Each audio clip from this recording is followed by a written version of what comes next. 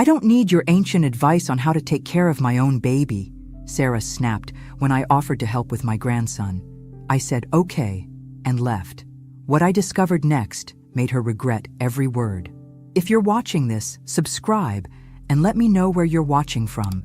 Because honey, you're in for quite the ride. Let me set the scene. I'm Margaret. I'm 68, and I've delivered more babies than Sarah has changed diapers. When my son Michael called me, practically in tears because baby Ryan wouldn't stop crying, I grabbed my coat faster than a teenager grabs their phone. 2 streets over, I knocked on their door. Sarah opened it looking like she'd been hit by a truck, which, fair enough, she'd just given birth 3 weeks ago. But the look she gave me, pure venom. I don't need your ancient advice on how to take care of my own baby, she said, blocking the doorway like I was selling insurance. Now, I've been called many things in my life, but ancient by my 28-year-old daughter-in-law? That stung more than stepping on a Lego barefoot. Sarah, I just thought, we're fine. Michael shouldn't have called you. Behind her, baby Ryan was screaming loud enough to wake the entire neighborhood. Michael appeared looking frazzled, bouncing the baby like a basketball. Mom, thank goodness. She was just leaving, Sarah cut him off. I looked at my son, then at his wife, then at that poor crying baby. Something was off here, and I don't mean the smell of dirty diapers. In all my years as a midwife, I'd seen new mothers stressed, tired, overwhelmed, but hostile toward help. That was a red flag bigger than the one at a communist parade. All right, I said, keeping my voice calm. But if you need anything, we won't, Sarah said, already closing the door. As I walked back to my car, I heard voices through the window. Jake's voice. Now Jake was Michael's best friend since college, married to Lisa, who happened to be Sarah's best friend. Nice enough guy, but what was he doing there at 9 in the evening? Through the curtains, I saw him take the baby from Michael. Immediately, Ryan stopped crying. Just like that. Complete silence. Now call me paranoid, but in my experience, babies don't just stop crying for random people.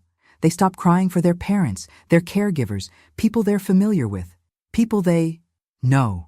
I sat in my car for another 10 minutes, watching. Jake was still there, playing with the baby like he'd done it 1,000 times before. Lisa was there too, chatting with Sarah like nothing was wrong. But here's what really got my attention. Sarah was smiling, genuinely smiling. With Jake in the room, she was a completely different person than the ice queen who'd just called me ancient. Interesting. Very interesting indeed. The next morning, Michael called me sounding like he'd been through a blender. Mom, I don't know what's wrong with Sarah. She barely talks to me anymore. When Jake and Lisa come over, she lights up, but the moment they leave... How often do they come over? I asked, because apparently my ancient brain was still working just fine. Almost every day. Jake says he wants to help with the baby, and Lisa brings Sarah food. They're such good friends. Such good friends. Right. And I'm the Queen of England. Maybe Sarah's just tired, honey. New mothers. It's more than that, Mom. She acts like I don't exist. But when Jake holds Ryan, she watches him, like he's performing brain surgery. It's weird. Weird doesn't even begin to cover it, sweetheart. That afternoon, I decided to pay another visit. This time, I called first. You know, being polite and all that ancient stuff. Hi, Sarah. I was wondering if I could bring you some of that soup you used to love. Oh, long pause. Actually, Jake and Lisa are coming over soon, so maybe another time. Jake and Lisa again. These two were busier than Amazon delivery drivers. Of course, dear. Maybe tomorrow? I'll call you. Sure you will. And I'll start doing yoga. But here's where it gets interesting. I decided to drive by their house anyway, just to check on my son. You understand? Purely maternal concern. Jake's car was there, but Lisa's wasn't. Now, Jake said he was coming over with Lisa, but Lisa was nowhere to be seen, unless she'd learned to teleport, which would be impressive, but unlikely. I parked across the street and waited. Call it ancient intuition, but something was definitely off. 20 minutes later, Lisa's car pulled up. She got out carrying grocery bags and looked surprised to see Jake's car. Surprised, as in she didn't know he was there. She knocked on the door, and when Sarah answered, I could see the panic on Sarah's face even from across the street. She was talking fast, gesturing, clearly explaining something. Lisa nodded and smiled, but even she looked confused. Then Jake appeared from inside the house, casual as can be, like he'd just been hanging out. He kissed Lisa hello and helped her with the groceries. Now, I may be ancient, but I'm not blind. If you tell your spouse you're going somewhere with someone, you don't arrive separately and act surprised to see each other. That's not how marriage works. Trust me, I was married for 43 years. As I drove home, I couldn't shake the feeling that I'd just witnessed something that would make a soap opera writer jealous. Sarah's behavior, Jake's convenient presence, Lisa's confusion. It was all adding up to something that made my stomach turn. My son was living in a house of lies, and he had no idea. 3 days later, Sarah called me. Actually called me. I almost dropped my coffee. Margaret, I wanted to apologize for the other day. I was just overwhelmed. Of course, dear. That's completely understandable. I was wondering if you could watch Ryan tomorrow afternoon. I have some errands to run. Now, this was interesting.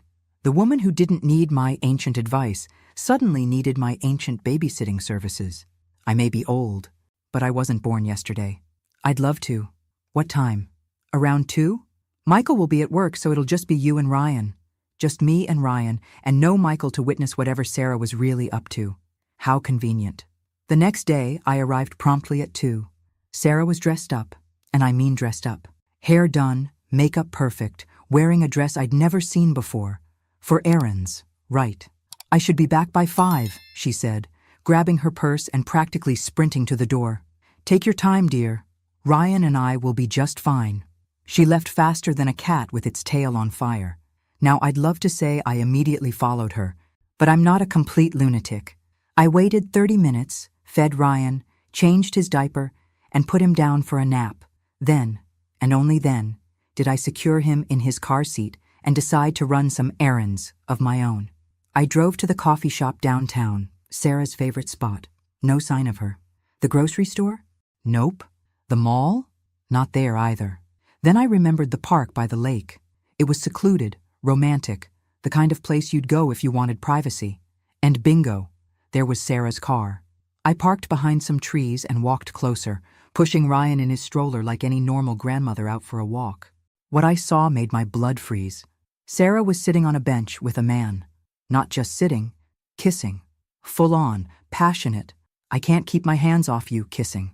The kind of kissing married women don't do with men who aren't their husbands. My heart was pounding so hard I thought Ryan might wake up from the noise. I tried to get closer to see who this mystery man was, but they were too far away, and he had his back to me. Tall, dark hair, wearing a blue jacket. They talked for about 20 minutes, holding hands, touching faces, acting like teenagers in love. Then they kissed goodbye, and he walked toward the parking lot while Sarah headed back to her car. I ducked behind a tree, waiting for him to pass. If I could just see his face. But he got into his car and drove away before I could get a clear look. I did manage to see part of his license plate, though, the letters JMW. As I drove home with Ryan sleeping peacefully in his car seat, my mind was racing. My daughter-in-law was having an affair. My son was being betrayed by the woman he loved, and I was apparently the only one who knew. The question was, what was I going to do about it? And more importantly, who was this man who thought he could destroy my son's family? I didn't sleep that night. Every time I closed my eyes, I saw Sarah kissing that mystery man. By morning, I'd made a decision. I had to tell Michael. He deserved to know. I called him at work. Mom, what's up? Everything okay with Ryan yesterday? Michael, we need to talk. Can you come over after work? Sure, but what's wrong? You sound weird. Just come over, honey. When Michael arrived, I made him sit down and told him everything. The secret meeting, the kissing, the whole sordid affair. I expected shock, anger, maybe even tears. What I got was denial. Mom, that's impossible. Sarah wouldn't do that. Michael, I saw them with my own eyes. You saw someone who looked like Sarah. It's a mistake. A mistake? I may need reading glasses, but my distance vision is perfect. Thank you very much. Honey, I know what I saw. No, Mom. You've never liked Sarah. You've always thought she wasn't good enough for me. That's not true. It is true. You've been looking for reasons to break us up since we got engaged. Well, congratulations. You finally found one. Even if you had to make it up. The words hit me like a slap. My own son thought I was lying. Michael, I don't want to hear it. Sarah is going through postpartum depression. She's struggling, and instead of supporting her, you're making up stories about affairs. He stood up, angrier than I'd seen him since he was 16. I don't want you coming around anymore until you can treat my wife with respect. And just like that, he was gone. My son, my only child, had chosen to believe his cheating wife over his own mother. I sat in my empty house, staring at the walls, feeling more alone than I had since my husband died. But underneath the hurt was something else. Determination. Fine. If Michael wouldn't believe me without proof, I'd get him proof. Real, undeniable, slap-you-in-the-face proof. The next morning, I drove by their house. Jake's car was in the driveway. Again. For someone who supposedly worked full-time, Jake sure spent a lot of time at my son's house. That's when it hit me like a lightning bolt. Jake, JMW, Jake Michael Walker, the license plate, the blue jacket I'd seen Jake wearing before, the way he handled Ryan like he was his own child, the way Sarah lit up when he was around. Oh my God, the mystery man wasn't a stranger at all. It was Jake, Michael's best friend, the man he trusted most in the world, the man whose wife was Sarah's best friend. I sat in my car, hands shaking as the pieces fell into place. Jake wasn't just helping with the baby out of friendship. He was helping because Ryan was his baby. The affair wasn't with some random man. Sarah was sleeping with Jake, and they'd been carrying on right under everyone's noses, under Michael's nose, under Lisa's nose.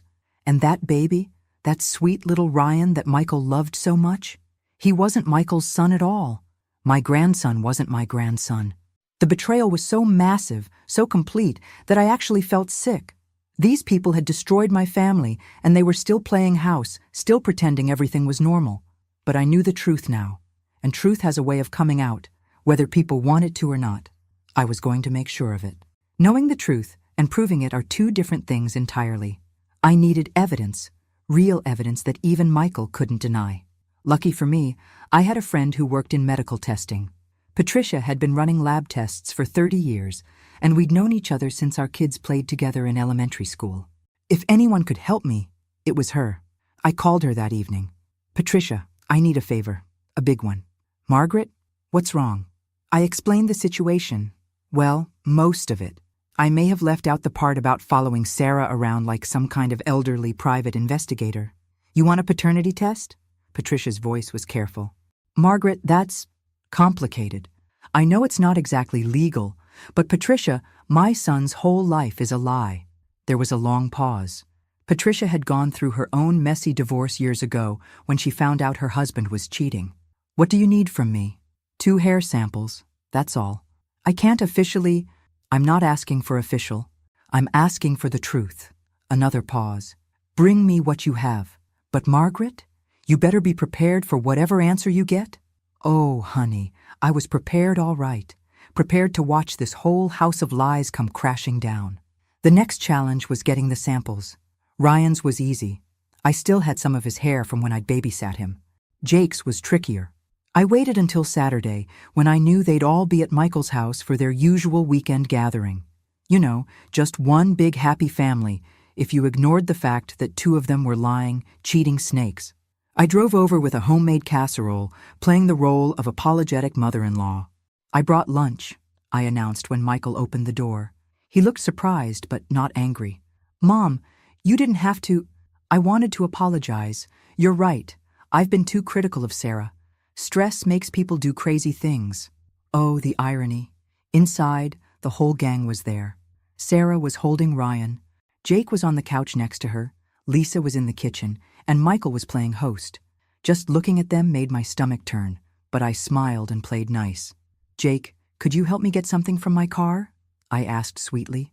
While he was outside, I excused myself to use the bathroom. Their guest bathroom shared a wall with Michael and Sarah's bedroom, and I happened to know that Jake had been staying in their guest room recently to help with late-night feedings, according to Michael. I slipped into the guest room and found Jake's hairbrush on the dresser. Bingo. Several dark hairs were caught in the bristles. I carefully extracted a few and wrapped them in tissue.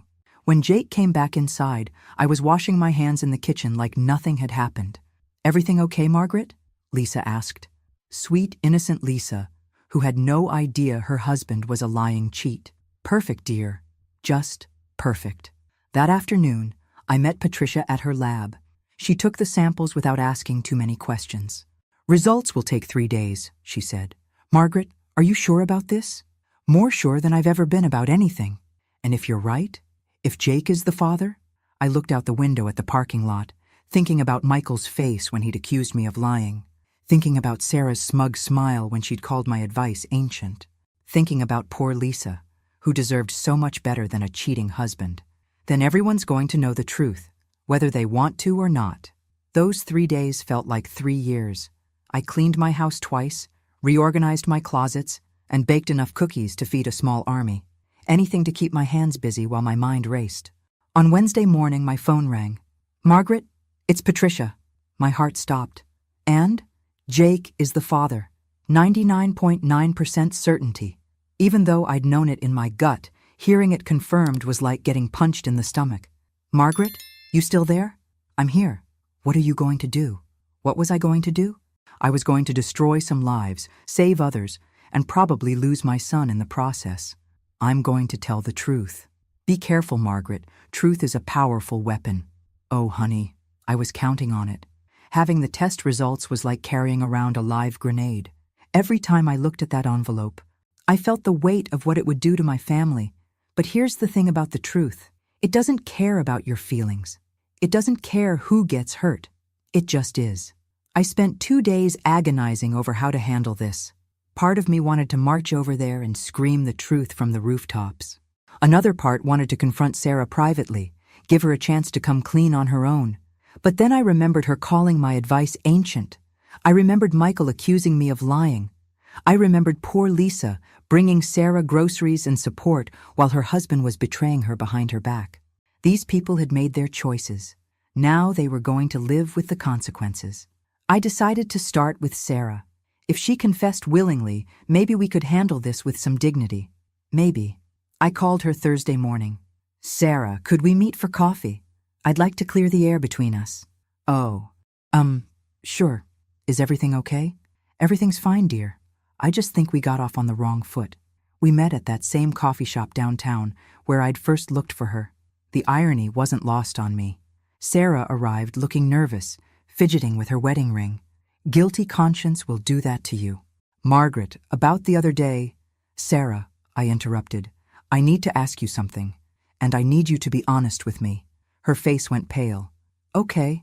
Is Ryan Michael's son? The question hung in the air like smoke. Sarah's coffee cup started shaking in her hands. What kind of question is that? A simple one. Is my son the father of that baby? Of course he is. Why would you even ask that? But her voice was too high, too quick. She was lying, and we both knew it. Sarah, I saw you at the park with Jake. The coffee cup slipped from her hands, crashing to the floor. Other customers turned to look, but I kept my eyes on Sarah's face as the color drained from it completely. I don't know what you think you saw. I saw you kissing him. I saw you acting like lovers. Tears started streaming down her face. Please, Margaret, please don't what? Don't tell my son that his wife is cheating on him? Don't tell him that the baby he's raising isn't his? You don't understand. Then explain it to me. She looked around the coffee shop like she was trapped, which I suppose she was. It wasn't supposed to happen, she whispered. Jake and we had too much to drink one night when Michael was working late. It was just once. Just one mistake. Just one mistake that created a whole human being. But then you found out you were pregnant. She nodded, sobbing now. I didn't know whose it was. I prayed it was Michael's. But when Ryan was born, he looks so much like Jake. Everyone says so, but they think it's just a coincidence. Lisa thinks it's cute. Poor, sweet, oblivious Lisa. Sarah, you have to tell them. I can't. It would destroy everything. Michael loves that baby. Lisa would leave Jake. Our whole group would fall apart. It's already destroyed, Sarah. You destroyed it the moment you decided to lie. She looked at me with desperate eyes. What do you want? Money? I'll do anything. Just please don't tell them. What did I want? I wanted my son to know the truth. I wanted him to stop living a lie. I wanted justice for all the pain these two had caused. But mostly, I wanted my family back. I want you to tell Michael yourself. Tonight. I can't. Then I will. She grabbed my arm across the table.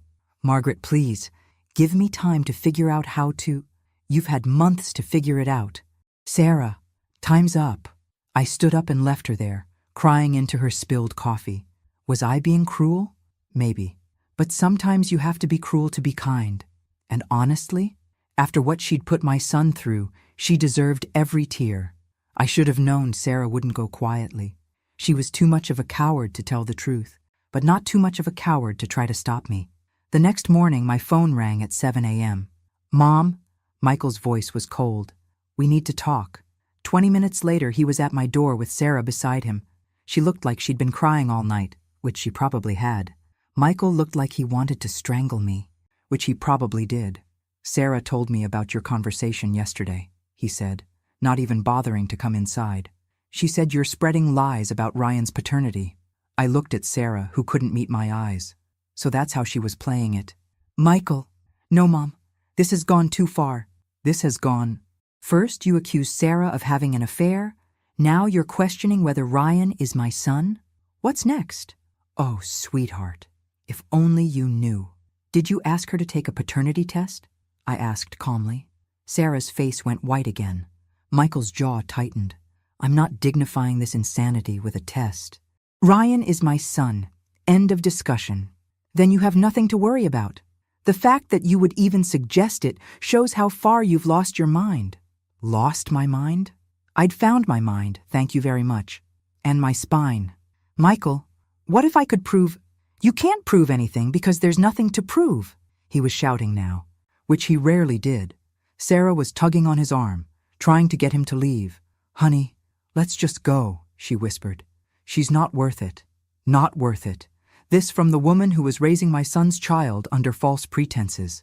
You're right, Michael said, still staring at me with disappointment that cut like a knife. Mom, until you get help for whatever this is, I don't want you around my family.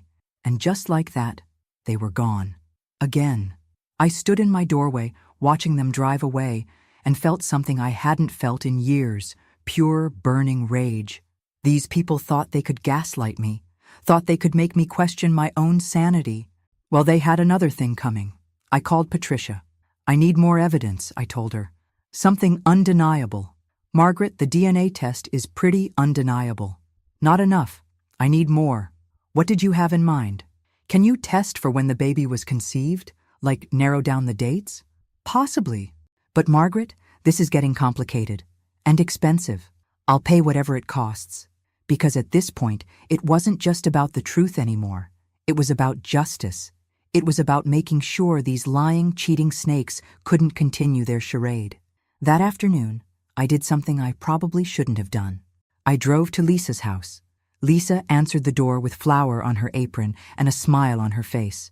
She was baking, probably for Sarah and the baby, because that's the kind of person Lisa was, generous, caring, loyal to a fault.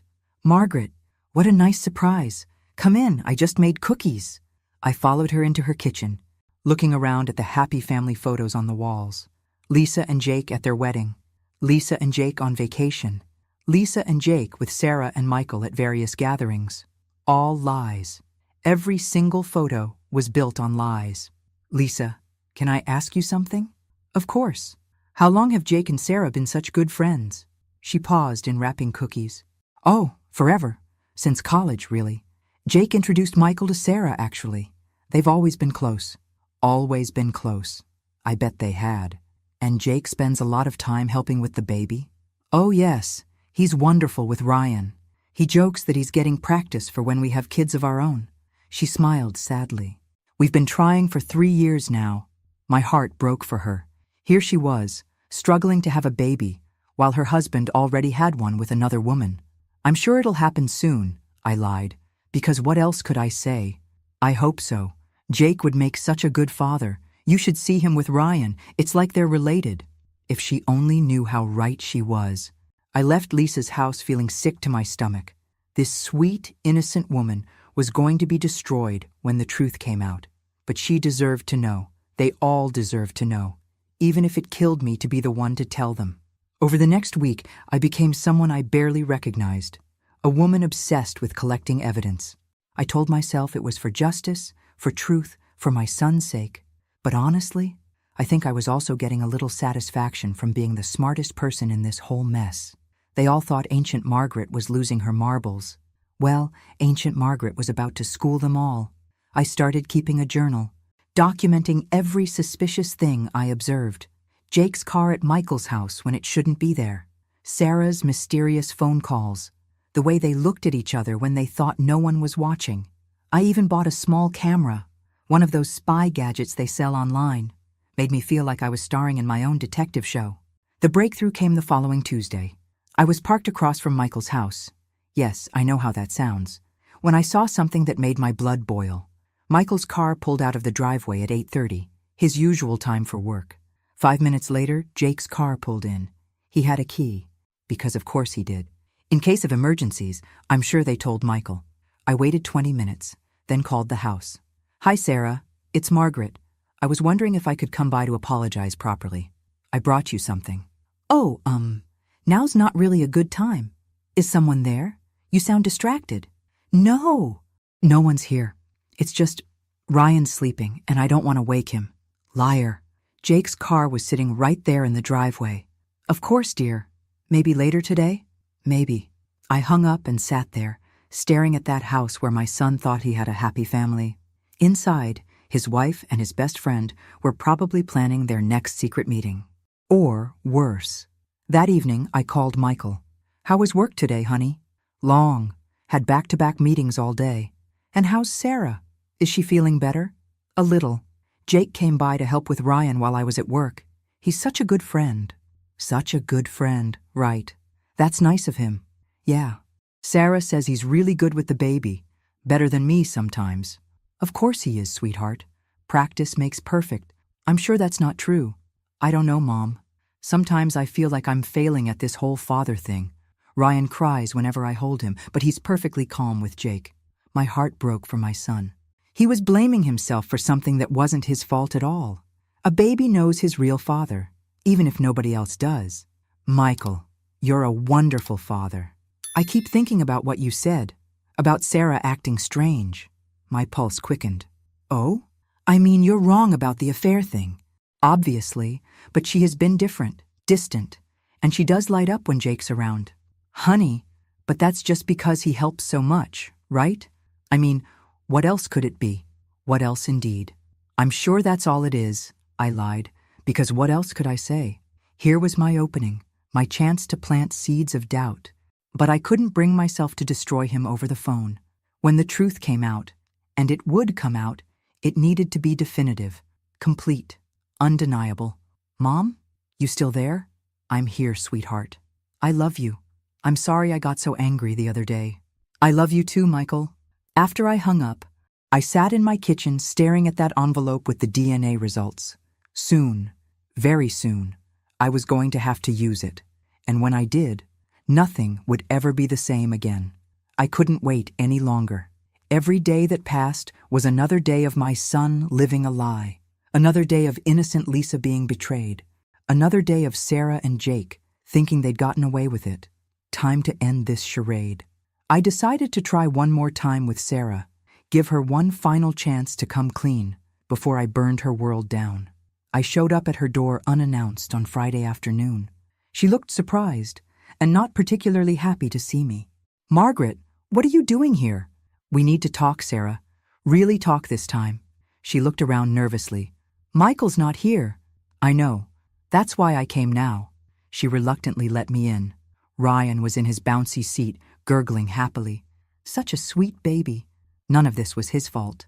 Sarah, I'm going to ask you one more time. Are you going to tell Michael the truth? Her face hardened. There's no truth to tell. So you're going to keep lying? I'm not lying. You're the one making up stories because you can't stand that your son chose me over you? Chose her over me? Oh, honey, if only it were that simple. Sarah, I know about you and Jake. There is no me and Jake. I saw you together. I have proof. That got her attention. What kind of proof? I pulled out my phone and showed her a photo I'd taken of them at the park.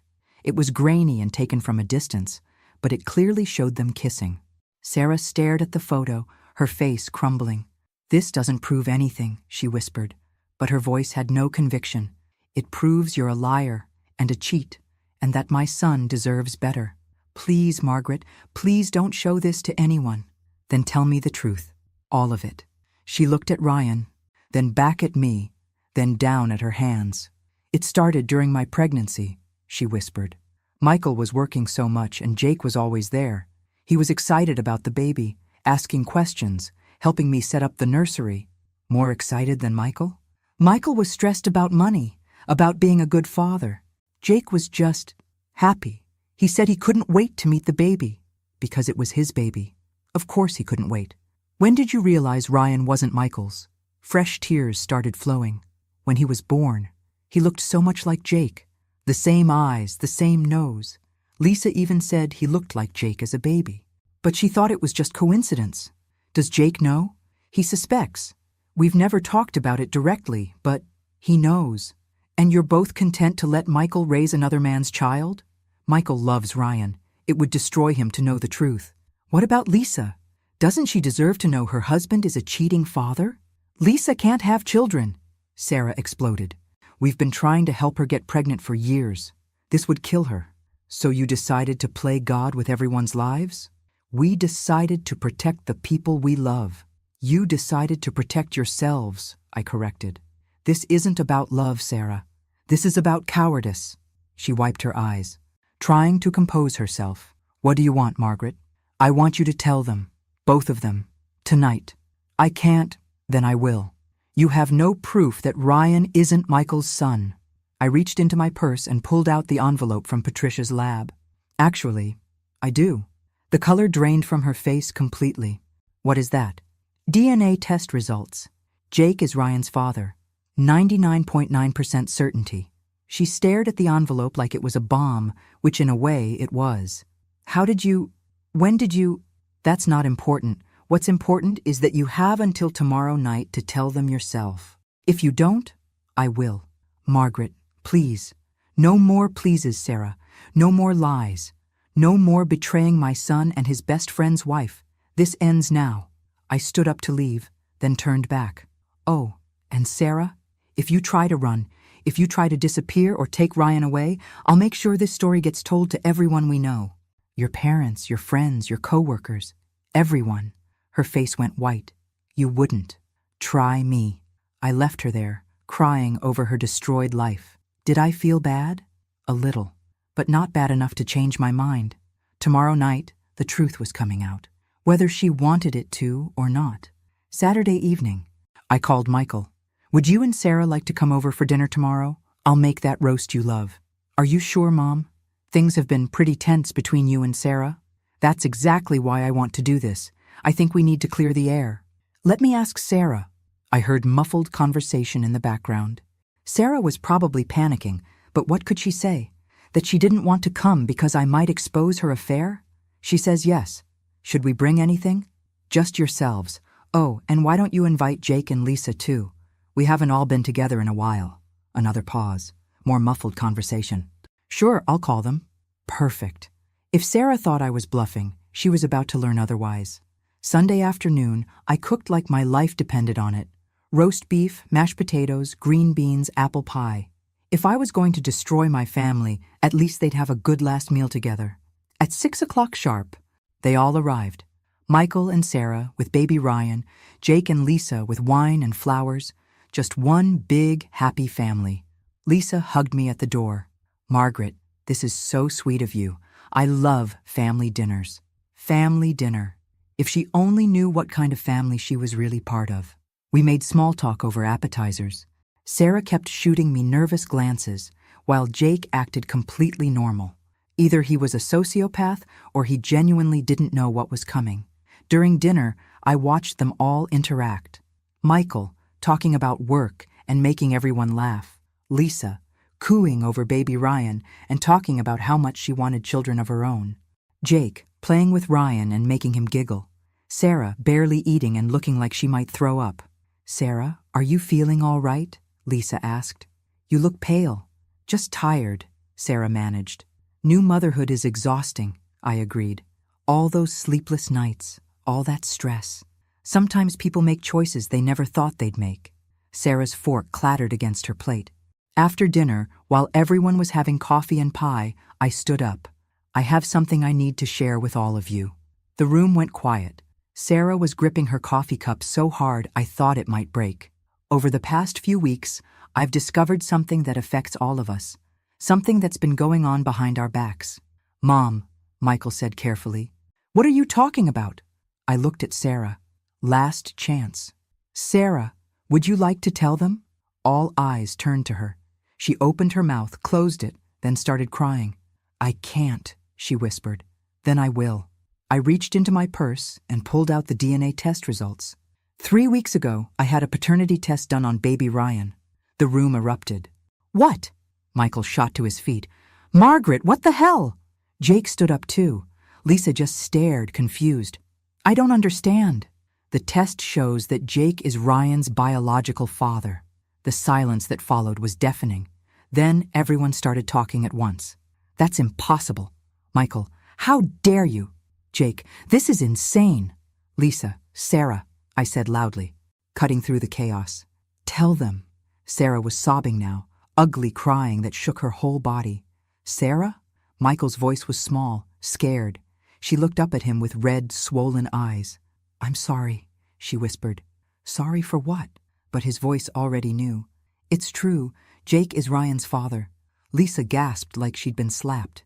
Jake's face went white. Michael just stood there, swaying slightly like he might fall over. When? Michael asked. During my pregnancy, when you were working late. I was lonely, and Jake was there, and how many times? Lisa's voice was ice cold. Sarah couldn't look at her. It wasn't supposed to happen. How? Many? Times? Lisa, Jake started. Don't you dare say my name. Lisa turned to him, her face a mask of fury. How many times did you sleep with her? Jake opened his mouth, then closed it, then looked down at his hands. Answer me. A few times, he whispered. A few times. Lisa's voice was deadly calm. A few times? And you made a baby. She turned back to Sarah. And you. You've been letting Michael raise another man's child. You've been letting me help you, support you, love that baby, while you knew he belonged to my husband. Lisa, please, get out. What? Sarah looked confused. Get out of this house. All of you. I never want to see any of you again. Lisa grabbed her purse and coat and headed for the door. Lisa, wait! Jake followed her. Don't follow me. Don't call me. Don't come home. We're done. The front door slammed behind them. In the silence that followed, Michael slowly sank back into his chair. He was staring at Ryan, who was sleeping peacefully in his carrier, oblivious to the chaos around him. He's not mine, Michael said quietly. Michael! Sarah reached for him. Don't touch me. His voice was flat, emotionless. He's not my son. You raised him. You love him. Based on a lie. He looked up at her with eyes I'd never seen before. Cold. Empty. Everything was a lie. Sarah turned to me, desperate. Look what you've done. You've destroyed everything. I didn't destroy anything, Sarah. You did. The moment you decided to betray my son. Michael stood up again, mechanical, like he was sleepwalking. I need to leave. Michael, please. I need to leave, and I need to think, and I need to figure out what happens next. He walked past Sarah without looking at her, past the baby who wasn't his, past me. Thank you, Mom, he said quietly. Thank you for telling me the truth. And then he was gone too, leaving just me, Sarah, and baby Ryan in the ruins of what used to be a family. The aftermath was brutal, but it was also justice. Sarah moved back in with her parents the next day. The divorce papers were filed within a week. Jake and Lisa separated immediately. She filed for divorce a month later and moved across the country to be near her sister. Michael stayed with me for 2 weeks while he figured out his next steps. We didn't talk much at first. He was processing, grieving, trying to understand how his entire life had been built on lies. Do you hate me? I asked him one evening as we sat on my porch. Hate you? Mom, you saved me. I destroyed your marriage. My marriage was already destroyed. I just didn't know it yet. He was quiet for a moment, watching the sunset. I keep thinking about all the signs I missed. The way Sarah acted around Jake. The way Ryan calmed down for him, but not for me. I thought I was just a bad father. You're not a bad father, Michael. But I'm not Ryan's father at all. That was the hardest part. Michael had bonded with that baby, loved him completely, and now he had to walk away. Sarah had offered to let him stay in Ryan's life, but Michael couldn't handle it. Too painful, too complicated. Do you think I'm a terrible person for not wanting to see him anymore? He asked. I think you're human, and I think you need time to heal. 3 months later, Michael moved into his own apartment. He was seeing a therapist, working through the betrayal and the grief. Slowly, he was becoming himself again. Lisa sent me a letter from California. She thanked me for telling the truth, even though it had destroyed her world too. She said she was starting over, that she'd met someone new, someone who actually wanted children with her. Jake tried to reach out to Michael a few times, but Michael wasn't ready for that conversation. Maybe he never would be. Sarah called me once, about 6 months after everything exploded. I just wanted you to know that Ryan is doing well, she said. That's good. I also wanted to say, I understand why you did what you did. Do you? You were protecting your son. I can respect that, even if I hate how it happened. I'm not sorry, Sarah. I know. I wouldn't expect you to be. That was the last conversation we ever had. A year later, Michael started dating again. A nice woman named Jennifer, who worked as a teacher and had never met any of us before. Someone with no history, no baggage, no lies. The first time he brought her to dinner, I watched him laugh at something she said, and I realized he was going to be okay. Different than before. More cautious maybe, but okay. Do you ever regret it? Jennifer asked me one evening while Michael was grilling burgers outside. She knew the whole story. Michael had been honest with her from the beginning. Regret telling the truth? Regret how it all played out. The pain it caused. I thought about that. About Lisa, starting over in California. About Michael, learning to trust again. About Ryan, growing up without the man he'd thought was his father. No, I said finally. Truth is like medicine.